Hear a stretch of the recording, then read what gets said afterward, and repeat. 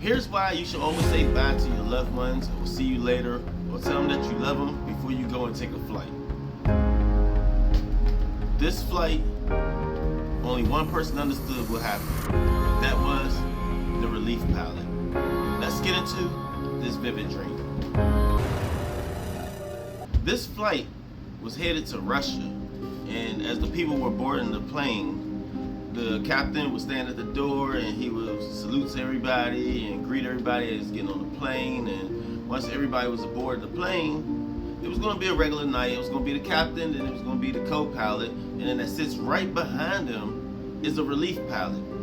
The captain wasn't worried. This is a routine flight. They all flying to Russia, and the captain was pretty comfortable about it. So the only one thing that was going to get on his nerves that he couldn't stand about this flight, that made this flight so much different than the rest of the flights that he's taken, which is the same routine route, is the relief pilot. The relief pilot tonight, Yaroslav, was not really a bad person or anything, but he loves to talk and brag, and he talks and talks and talks, so he knew that this relief pilot was going to drive him crazy.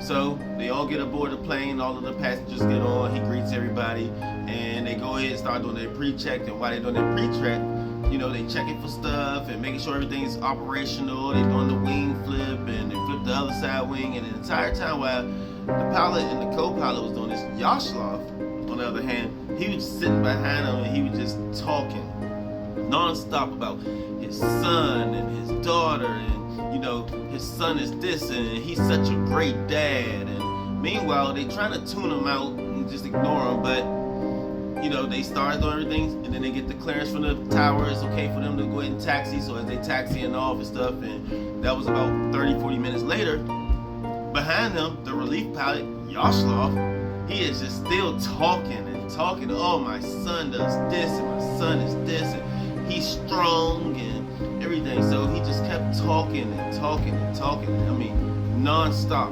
driving Captain crazy. So, okay, everything goes smooth. They go ahead, they get the clearance to take off on the runway. They take off, they mid-air now, and they finally reach the altitude, and they traveling.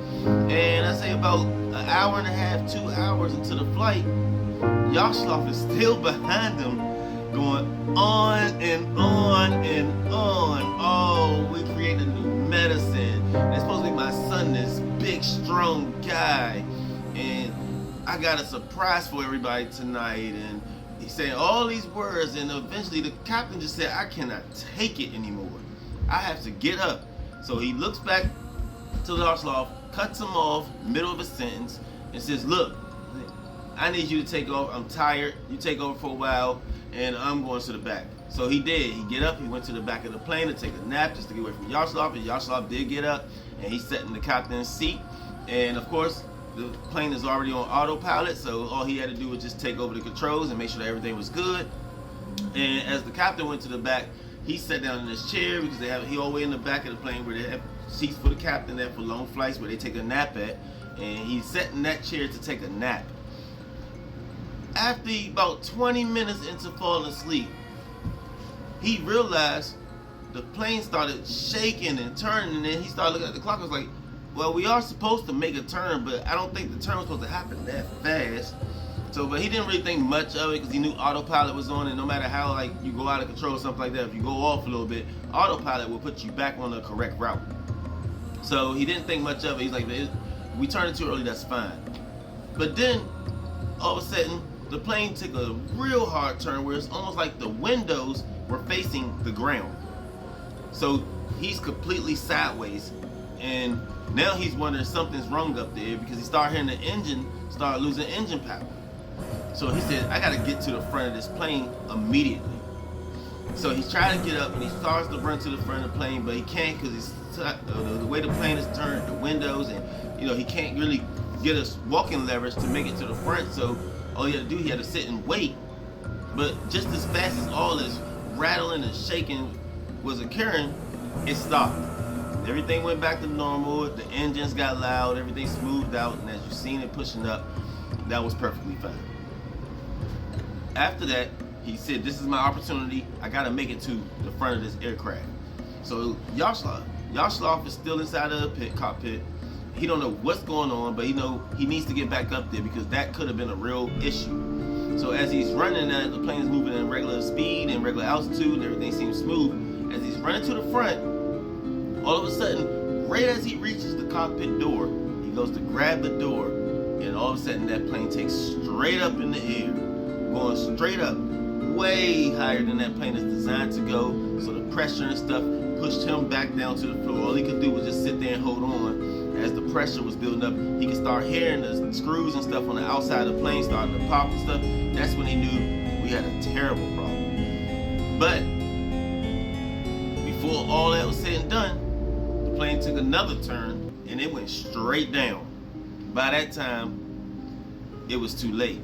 But had the pilot opened the door, he would have known exactly what occurred. So here's what occurred when they was tuning Aeroflot out.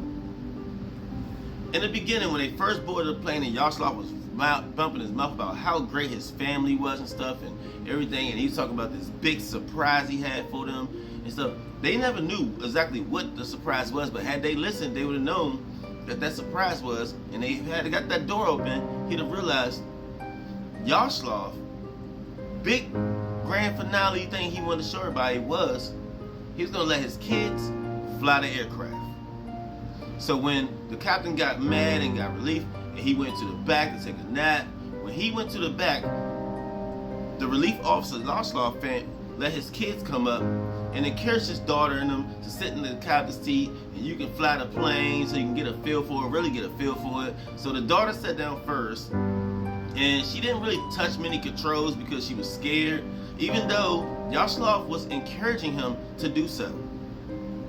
Then, as she got enough flight time, she got up out of the seat, and that's when the plane leveled back out, and the other captain tried to make it up to the front to get in the cockpit. But the reason the plane took off and went straight up is because when the son sat in the seat, he plays video games and stuff like that, so he was not scared to touch the controls. In fact, when he got on it, he took the plane and went straight up in the air.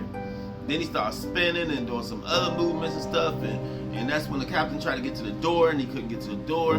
But once the screws and stuff on the plane started hitting that pressure from going so high and started popping, the engines went out and the plane went straight down and it hit the ground, and all 75 passengers on that aircraft died.